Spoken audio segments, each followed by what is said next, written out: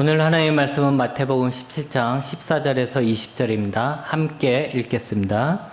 그들이 무리에게 이르매 한 사람이 예수께 와서 꿇어 엎드려 이르되 주여 내 아들을 불쌍히 여기소서. 그가 간질로 심히 고생하여 자주 불에도 넘어지며 물에도 넘어지는지라. 내가 주의 제자들에게 데리고 왔으나 능히 고치지 못하더이다. 예수께서 대답하여 이르시되 믿음이 없고 패역한 세대여, 내가 얼마나 너희와 함께 있으며 얼마나 너희에게 참으리요. 그를 이리로 데려오라 하시니라.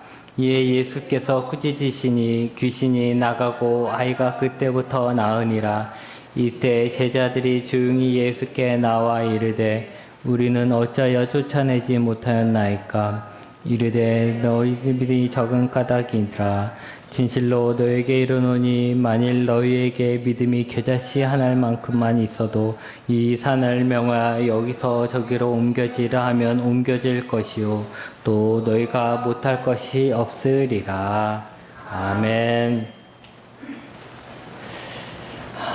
이 무더운 날씨에 하나님 앞에 예배드리러 온 여러분에게 하나님의 은혜가 있길 바랍니다. 예수님과 베드로와 야고보, 요한이 자리를 비운 사이에 한 아버지가 아들을 데리고 제자들에게 왔습니다. 그리고는 이 아들을 고쳐달라고 합니다. 그 아들 딱 보니까 그 아들은 간질로 심히 고생하는 아들이었습니다. 제자들을 중심으로 순식간에 사람들이 모여왔습니다. 그리고는 다들 어떻게 되는가, 고치는가 못 고치는가를 아마 옆에서 봤을 것입니다. 그렇고 있는 상황에서 예수님께서 이제 3명의 제자들과 산에서 내려오시니까 남아있던 제자들이 있던 그 장소에 많은 무리가 모여서 웅성웅성 거리고 있는 것을 보게 됩니다. 예수님이 이제 그들에게 다가가니까 한 남자가 예수님을 알아보고는 예수님께 자신의 아들을 고쳐달라고 부탁합니다. 예수님이 안 계실 때 예수님의 다른 제자들에게 이 아이를 고쳐달라고 했더니 그들이 고치지 못하더라고 고자질까지 합니다. 그랬더니 예수님은 뭐라고 했냐면 이 믿음이 없고 패역한 세대라고 하면서 그 제자들을 꾸짖었어요. 그리고는 그 아이를 데리고 오라고 하셨습니다. 예수님은 그 아이를 잡고 있던 귀신을 꾸짖어서 쫓아버리셨고 귀신이 떠나가니까 아이는 정상으로 돌아왔습니다. 제자들은 조용히 예수님께 물었어요. 왜 우리는 쫓아내지 못했습니까? 아마도 제자들은 그동안 예수님을 쫓아다니면서 예수님이 하시는 일들을 많이 봤을 거잖아요. 병든 자 고치고 귀신 들린 자 귀신 쫓고 이런 걸 많이 봤어요. 그래서 자기도 예수님이 안 계시지만 자기들도 예수님처럼 하면 귀신을 쫓아낼 수 있을 거라 생각했던 것 같아요. 그래서 아마 예수님이 뭐라고 했는지 그걸 그대로 쫓아했을 거고 예수님의 모션, 그러니까 행동도 쫓아했을 거고 어쩌면 목소리도 흉내냈을는지도 몰라요. 그래서 열심히 예수님이 했던 것처럼 자기도 열심히 따라 했는데 그들은 쫓아내지 못한 거죠. 그러니까 묻는 거예요. 왜 우리는 쫓아내지 못했습니까? 예수님의 대답은 이거였죠. 너희 믿음이 작은 까닭이다. 너희 믿음이 작은 까닭이다. 그러면 얼마나 큰 믿음을 가지고 있어야 간질에 걸린 사람을 치유할 수 있을까요? 그 정도의 능력을 행하려면 예수님 정도 되는 그렇게 매우 큰 믿음이 필요했을까? 그래서 예수님만 성공할 수 있었고 예수님의 제자들은 실패했었던 것일까요? 그런데 예수님은 의외의 말씀을 하셨습니다. 뭐라고 했냐면 겨자씨 한 알만큼만 있어도 이 산을 명하여 여기서 저기로 옮겨지리라 하면 옮겨질 것이다. 겨자씨 한 알만큼 만한 믿음이면 된다는 거예요. 여러분 겨자씨 알죠? 겨자씨는 쌀알보다도 더 작은 씨앗이에요.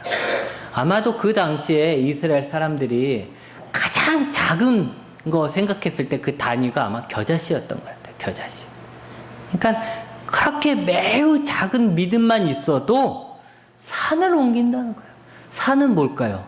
그 당시에 2000년 전에 이스라엘 사람들이 볼 수 있는 가장 큰 건물은 아니고 건물보다 훨씬 크죠. 가장 큰 게 뭐예요? 산이죠. 그 사람들이 볼 수 있는 게.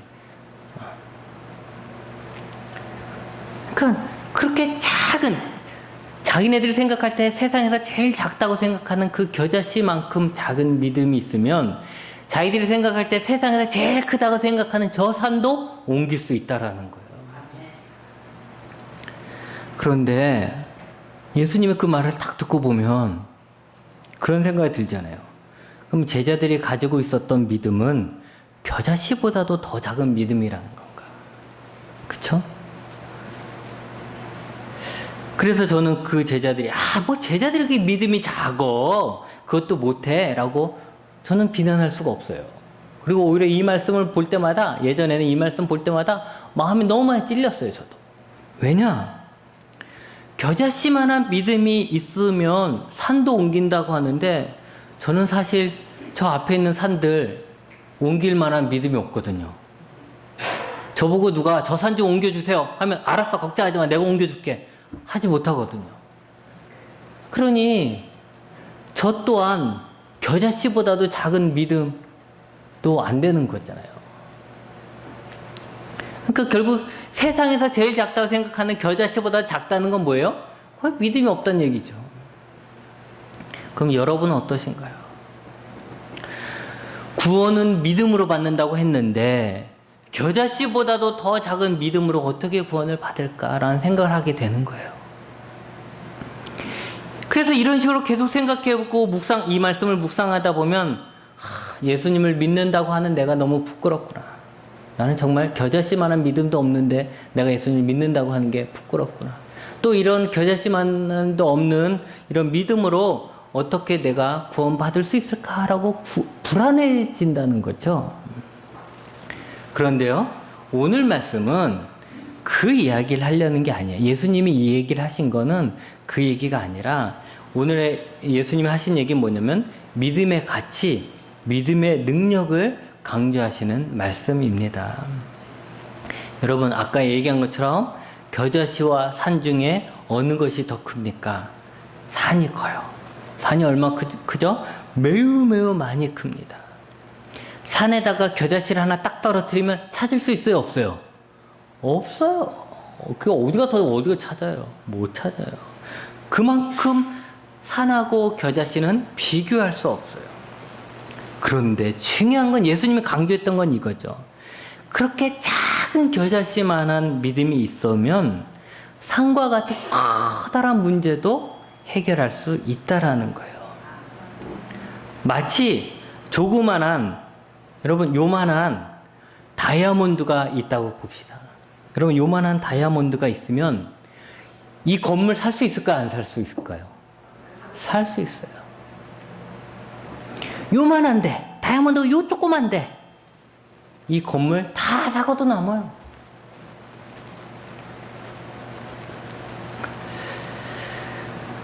아무리 작다 하여도 믿음이 있으면 아무리 큰 산과 같은 문제도 해결될 줄 믿습니다.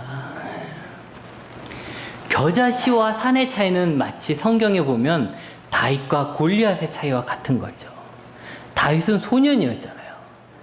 우리 현솔이나 같은 이 초등학생이 이렇게 소년이라고 생각해 보세요. 그런 사람이 거의 3m 가까이 되는 거인하고 싸운다고 생각해 보세요. 어떻게 싸우라고요? 못 싸우죠. 진짜 겨자씨와 산과의 싸움이죠. 근데 어떻게 됐습니까? 다윗이 골리앗을 이겼잖아요. 그게 바로 믿음의 능력이라는 거죠. 요만한 다이아몬드가 큰 집을 사는 것과 같은 거예요. 소년 다윗이 거의 골리앗을 이겼듯이 조그만한 다이아몬드가 큰 집을 사고도 남듯이 겨자씨만큼 작은 믿음이라도 산과 같은 큰 문제를 옮길 수 있는 것입니다. 그러니 이거는 믿음이 없다, 네가 더 믿음을 키워야 된다는 얘기가 아니라 무슨 얘기예요? 믿음이 얼마나 강한 힘을 가지고 있는지 알아야 한다라는 것이죠. 여러분, 믿음과 염려, 문제는 반비례합니다. 믿음이 커지면 커질수록 문제는 작아지고요. 반대로 문제가 커지면 커질수록 믿음은 작아져요. 여러분, 제자들 한번 생각해 보죠. 그들에게 문제가 생겼죠. 한 아버지가 아들을 고쳐달라고 왔어요. 근데 그 아들이 딱 보니까 간질이네.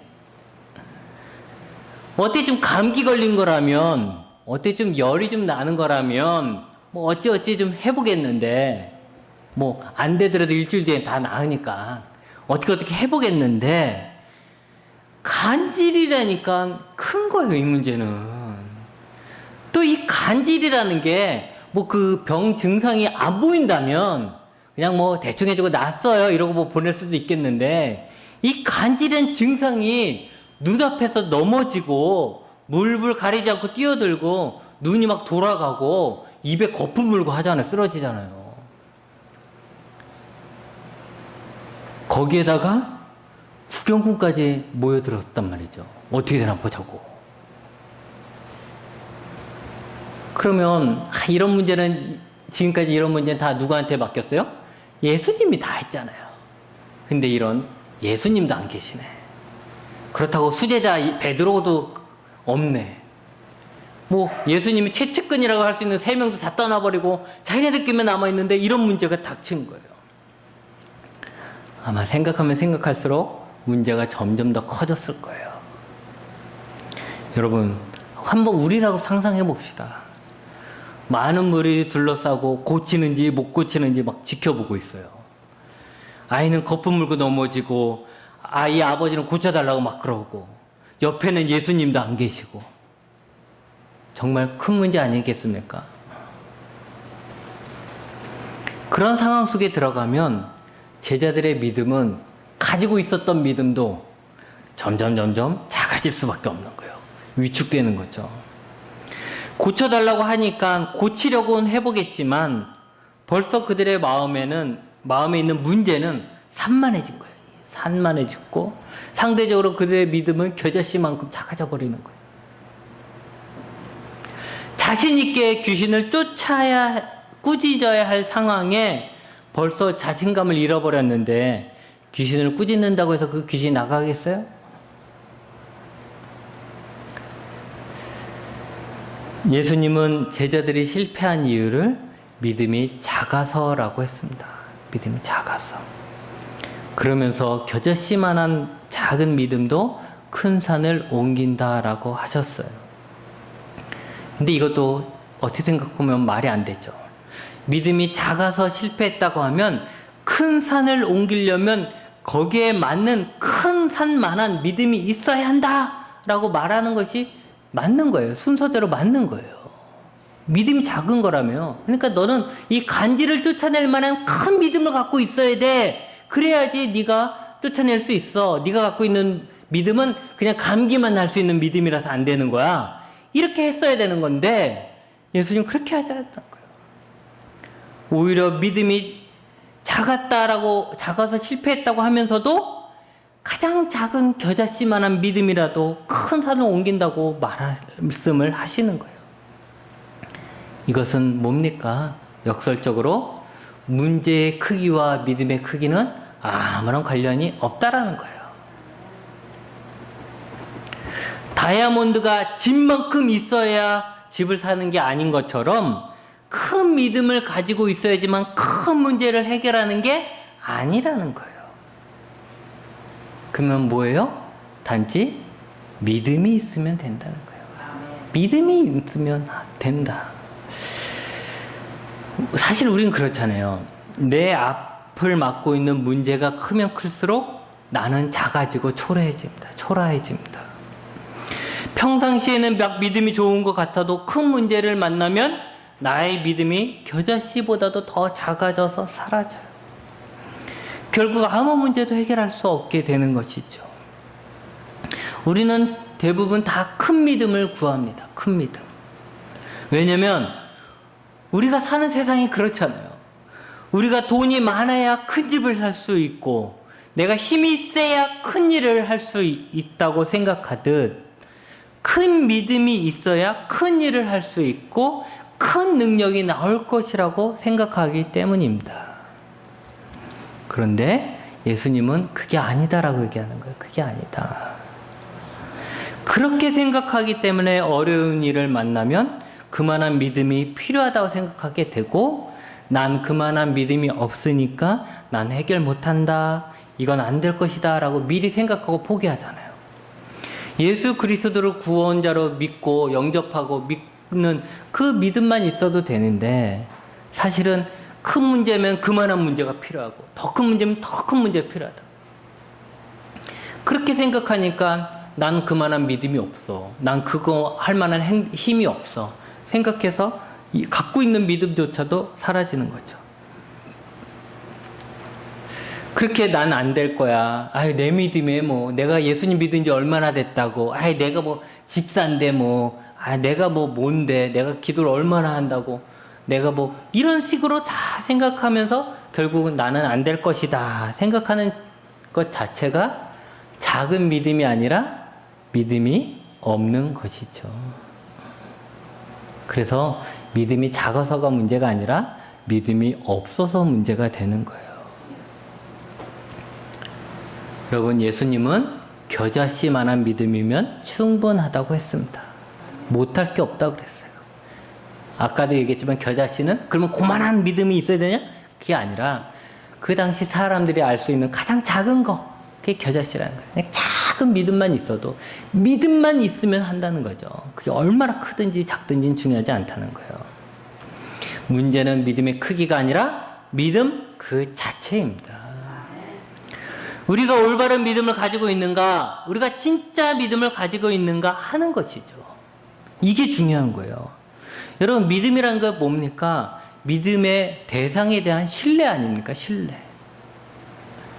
우리의 믿음의 대상은 누굽니까? 하나님이에요. 하나님. 그러니까 그 하나님을 내가 신뢰하면 믿음이 있는 것이고 신뢰하지 않으면 믿음이 없는 거예요. 병든 아이가 왔는데 그 아이를 내가 고치는 게 아니잖아요. 하나님이 이 아이를 고쳐줄 것이다 라는 믿음이 있으면, 그런 신뢰가 있으면, 하나님에 대한 온전한 신뢰가 있으면 고치는 거고, 그래 하는 거고, 그 신뢰가, 하나님이 감기는 고치는 거 봤는데 간질은 너무 어려우실 텐데 하나님이 간질까지 하실 수 있을까? 이런 생각하게 되면 믿음이 없는 거예요, 자체가. 그냥 하나만 하라는 거죠. 그렇게. 우리는 믿음의 대상인 하나님이 있는 거지 내 어떤 힘이 아니라는 거예요. 내 공로가 아니고 내가 기도를 10시간 했으니까 이제 나는 믿음이 커졌을 거야. 아니라는 거예요. 내가 성경을 100번 읽었으니까 나는 이제 간질을 내쫓을 수 있는 믿음이 생겼을 거야. 아니라는 거예요. 믿음은 하나님을 믿는 거예요. 하나님이 어떻게 하실까? 하나님이 어떤 분인가? 이렇게 되는 거죠. 하나님을 신뢰하면 믿음이 있는 거고 신뢰하지 않으면 믿음이 없는 거예요. 근데 99%는 신뢰하지만 1%는 신뢰하지 않아. 아까 이야기한 것처럼 하나님이 모든 병들은 다 고칠 수 있지만 하나님 암은 못 고칠 거야 라고 생각해버리면 그거는 믿지 않는 거죠. 믿음은 100% 신뢰하는 거예요. 100%. 이게 좀 어렵죠. 우리가 살아가는데 100%가 어디 있습니까? 100%가. 항상 예외는 있죠. 근데 신뢰라는 건 100% 믿는 거예요. 여러분 사랑하는 남편도 100% 못 믿죠. 여러분이 사랑하는 부모님도 자녀도 100% 못 믿어요. 그렇게 했다면 발등 찍혀요. 그러네 하나님은 100% 믿는 거예요. 하나님은 100% 믿는 거예요. 마찬가지로 하나님을 60% 믿는 자가 하나님을 50% 믿는 자보다 난 너보다 믿음이 더 커. 이렇게 할 수 있습니까? 없어요. 나는 하나님을 90% 믿고 너는 하나님을 40% 믿으니까 나는 너보다 50% 하나님을 더 믿어. 내 믿음은 너보다 그만큼 더 커. 이렇게 할 수 있어요? 없어요. 100% 믿지 않으면 안 된다는 거예요. 둘 다 믿음이 없는 거죠.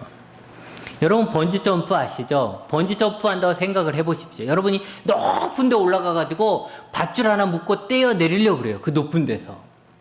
그런데 여러분이 그 밧줄을 보는데 90%는 믿을 수 있는데 10%가 이게 끊어질 것 같아. 그러면 여러분 거기다가 발에다가 그 밧줄 묶고 뛰어내리겠습니까? 못 뛰어내리죠. 내가 여기서 뛰어내려도 난 죽지 않을 거라는 100% 확신이 있을 때만 뛰어내리지, 자살하려는 사람 말고는. 그래 뛰어내리지. 내가 살 수도 있고 죽을 수도 있어. 이게 끊어지기도 한다는, 10번 중에 한 번은 끊어진다는데, 이런 생각하면 뛰겠냐고요.